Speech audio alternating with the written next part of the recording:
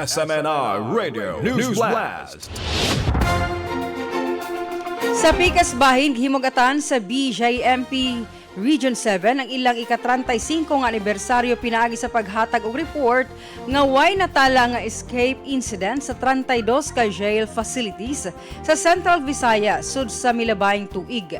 Matud ni Regional Director Jail Chief Superintendent Luisito Muñoz, 100% sa Persons Deprived of Liberty or PDL ang nag-negative sa random drug testing nga gihimo sa rehiyon. Kapin sa 10,000 ka PDL ang nakaapil sa mga programa sa edukasyon, kapin sa 35,000 ang nakabenepisyo sa livelihood programs ug 7,188 ang nakagawas pinaagi sa paralegal services. Gipakita usab sa BJMP-7 ang ilang environmental efforts pinaagi sa pagtanom ug kapin 32,000 ka kahoy ug pagpahigayon og 703 ka clean-up drives sa Central Visayas.